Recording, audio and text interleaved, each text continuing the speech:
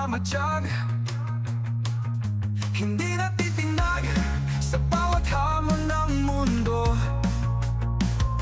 Katotohanan ang aking aramas, di ako magpapatalo. Teacher Nagreact, galit sa kasinungalingan. Sa bawat salita, bumubulusok ang katotohanan. Walang palusot, walang takas sa mali. Ako'y revolusyonaryo sa harap ng mga salbahe. Yon, welcome back sa Teacher Mark Reacts. Anong pag-uusapan natin? Ito, are you ready for Wakanda?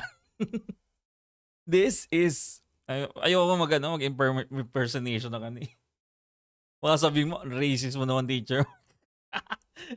So, ito, no?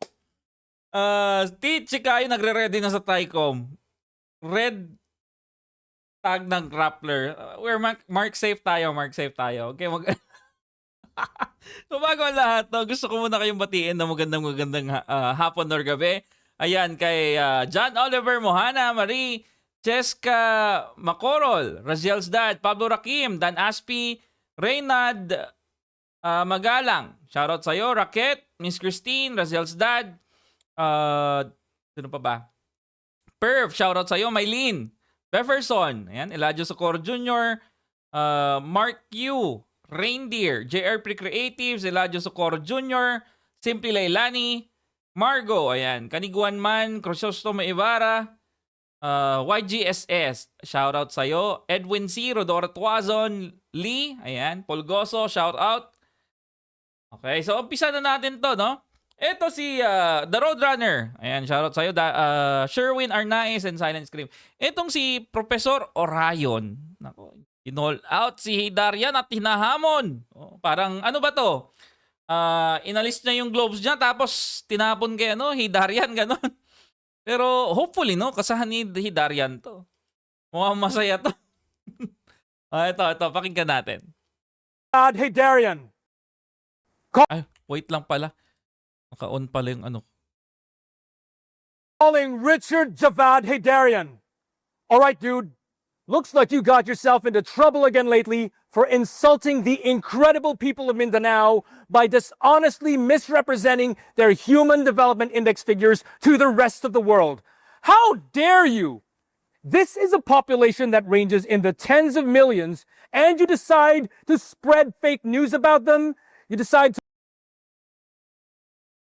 Ay, wag mong sabihin na nagpi-fake news yan, Prof. Orion. Kasama yan ni KaClair. Oh, gumawa pa sila ng episode ni KaClair. Wag mong sabihin naman nagpi-fake news. Diba? To lie and malign and defame them in what can only be surmised as an attempt to push your uneducated politics? We're happy that you managed to finally grow a set of cojones just recently by a... Yeah.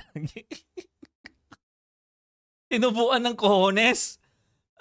Bakit wala ba siyang cojones before? Oh my goodness. The word, dude. The word.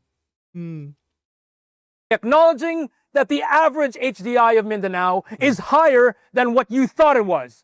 But what about apologizing to so many of us whom you repeatedly dismissed as trolls just because we didn't and rarely ever agree with many of the things you say? You deceitfully accused us of maliciously twisting your words out of context. You even referred to people on your side, like JC Punong Bayan, as toxic, pathetic, and petty, simply because they were principled enough to Ano sabi niya? This is toxic, pathetic, pettiness among supposedly like-minded and collegial folks is a big reason why hanggang third world ang policy discourse natin. I'm all for debate and disagreement, but not bastusan like this among colleagues. Egregious. Sabi rito, gagi. You're up for debate, pero if someone is trying to have a discourse with you, sasabihin mo toxic. If someone is having a discourse with you, sasabihin mo, troll activated. Ganun lang yun.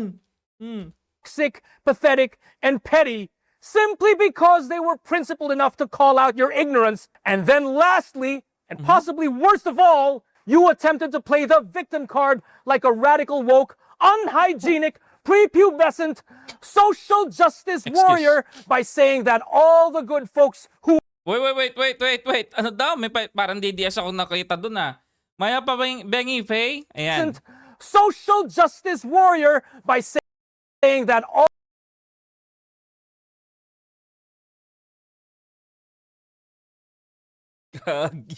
Ben, maraming salamat. Nasisi pa yung mga DDS, okay? Sa sinabi niya na Sub-Saharan kayo, mga taga Mindanao. Ang sabi niya dito, mga ka-DDS, do not stereotype or be racist to Africa. Good job. Kasalanan nyo pala eh. Kasalanan nyo pala. Kayo naman pala racist eh. Oh. all the good folks who were correctly criticized Support for Duterte Dynasty and mga ka-DDS, wag racist sa Africa. You use, no? Ginamit mo yung Sub-Saharan, no? In a not so good way.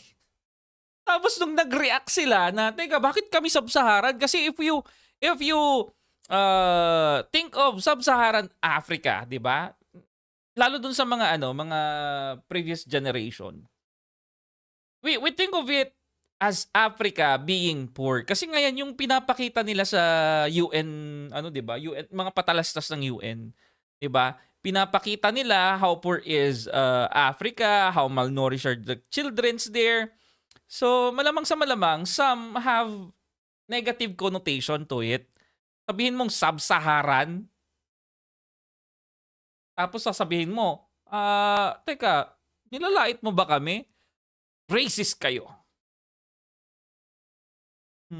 criticizing your ignorance were somehow racist against Africa. Oh, for Ano daw?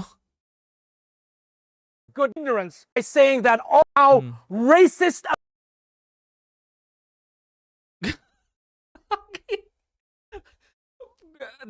The racism against Africa.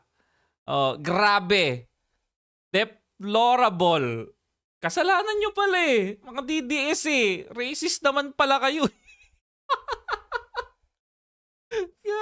ano to? Parang, wait. Wala siyang kasalanan. Kasalanan nyo lahat kasi nag-react kayo. Ngayon, racist kayo. against Africa. Oh, for goodness sake, Richard, that victim garbage went out of style in 2019. People can see right through it in 2025. Moving on, what's been on my mind is how you've repeatedly denied that the supremely flawed 1987 Constitution obviously needs to be amended or even replaced so that we end up having a foreign direct investor-friendly federal parliamentary system, and you couldn't really back your contrary opinions up with counter evidence against the barrage of real evidence I cited from a lot of prominent international political scientists and economists. Remember back in July of 2018 when I first openly challenged you to a debate about the need for constitutional reform? I have repeatedly kept challenging you ever since.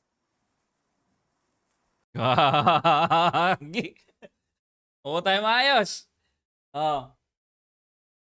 Bakit ayaw palagan ni Haydarian? To si Sas nga, pinalagan niya eh. Di ba? Why not Prof. Orion?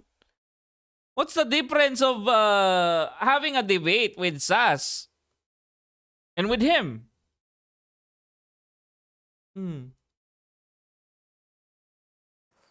Well, today, I reiterate that challenge. Let me say this with crystal clarity. Hinahamon kita. I like this. Parang parang nagtanggal siya ng gloves tapos ginanon si Haydarian sa muka. Diba? Yan ang maganda. With crystal clarity. Hinahamon kita. I challenge you, Richard Javad Foronda Haydarian, to a debate about the fact that the 1987 Constitution is preposterously flawed and that the Philippines needs to remove all anti-FDI restrictions in the Constitution, adopt a gradualist evolving federalism as our structure of territorial administration, and shift over to the better, more efficient, more accountable, and less prone to corruption parliamentary system. Good kayo, gusto mo bang magano? Nasaan ba si Kayo? Gusto mo bang gumawa ng ng event? Bago ka mawadpad sa Tricom or ano ba? Bago ka ma-contempt? Baka naman, di ba? Baka naman. Baka pwede mong kunin to. Mukhang game na game naman si Prof. Orion kay Haydarian eh. Well, si Haydarian, pwede naman natin siyang makontakt gamit si Atty. Libayan because Haydarian na-interview naman niya si Atty. Libayan. So, I think it's plausible. No. Haydarian, stands with the current constitution that we have, the current government that we have. Whereas Professor Orion stands with the federal government. Na sinasabi ni Professor Orion na yung current system natin ngayon is flawed. And si Haydarian naman, wala siyang maibigay na magandang answer kay Professor Orion regarding it. We stream everything live here on PGMN. No edits, no moderators, no censorship. No. I think it's better with moderators, no. Kasi if you don't have any moderators, magiging bara-bara yan eh. No, habang nagsasalita ka, Haydarian might cut you off, 'di ba? You might cut off Haydarian as well. So in the spirit of fairness, I think it's better to have a moderator. And I have one if you want, Professor Orion. We have a KaMAtis analysis unit as a moderator. I think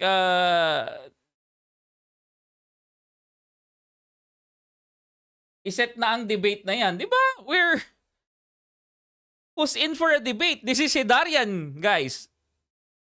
Diba? Richard, the one and only Richard Haydarian. And Professor Orion. Just you and me, one-on-one. Come on, Javad, take the challenge. Debate me on constitutional reform. This offer will be on the table for 1 week, beginning today, March 21. If by midnight of March 28, you refuse to accept, not only will you forever be considered to be a purveyor of active disinformation and an obstructionist against the very systemic reforms our country needs in order to improve, you will also be exposed to the country and hopefully to the Western world for what many of us already know you to be. Pretentious, insecure, and cowardly. Okay.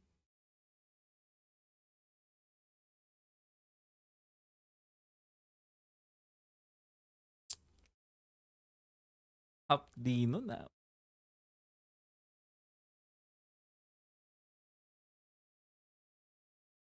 You know, Richard, I see you and I don't see an evil person. Apart from your infantile narcissism and insufferable need to consistently expose your insecurities to the world, I actually think you might, deep down, be a decent human being. But we are all sick and tired of you responding to our very fair, mostly civil criticisms with childish emojis or references to books authored by your communist, Marxist heroes that have absolutely nothing to do with the topics you're being criticized about, just to confuse your own base of super low IQ followers. Wait lang. Splash damage. Pati, pati yung mga nanonood, super... Haydarian lang. Ikaw naman, Prof. Orion. Kung Haydarian lang. Huwag na yung followers. Ang dami pati yung followers Nananahimik yung mga followers Ah. It's time to have a real conversation where you cannot escape real-time scrutiny by someone who really knows what he's talking about in this field. Not some self-proclaimed, nuance-free, wannabe intellectual. As our common friend Franco Mabanta once said, when you walk around with your chest puffed out, lacking any humility, the world will find a way to make you eat your pie. Now it's time to be a man. Debate me, Javad. This is your opportunity to show the world that you are not a coward.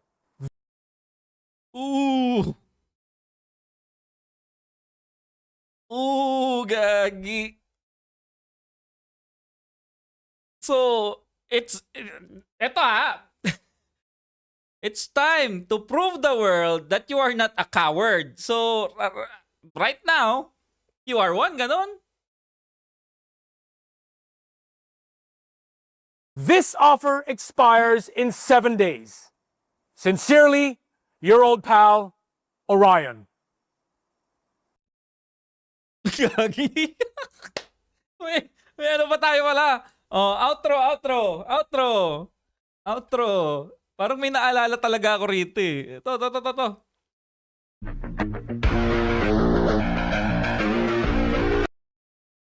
Yung last na taong nakita kong ganyan, nagka-gout. Hindi makalakad ng talong. isang linggo ata, hindi makalakad, kakaganyan. Promise. Shoutout kay hindi naman si Tito Ben, si Tito Bien. Shoutout kay Bien, tumbling. Ayan.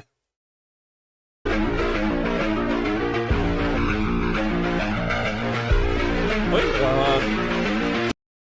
scary, pero mas scary yung copyright infringement. Oh. Gagi, Uy, kaya pala yun habang habang ano tawag sa shorts na ganito? Yung bakat na na shorts. Ang tawag kasi diyan. Hindi kasi ako naggaganyan Skinny jeans. Oh. Mahilig kasi ako sa sa cargo.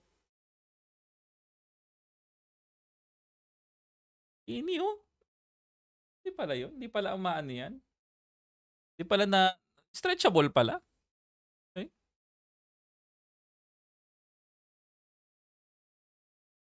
Oh.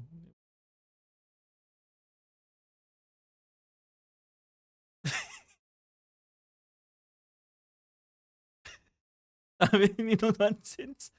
Buti hindi nagpempem shorts.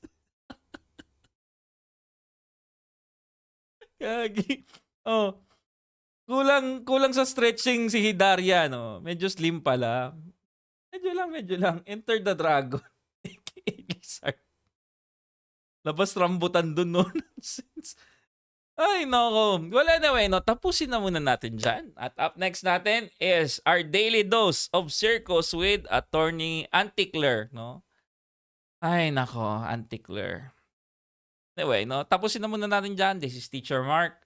Out. Bye-bye, guys. Bawat eleksyon, andyan ka na naman. Pangako mong bago, luma ang laman. Ayuda lang ang laging sagot, pero bulsa mo ang mas busog. 20 pisong bigas ang sabi, ngunit sa palengke presyo'y lumalaki. Pogi points lang ang iniuna, habang bayan ay naghihirap pa. Presyo'y tumataas, sahod ay sobrang baba.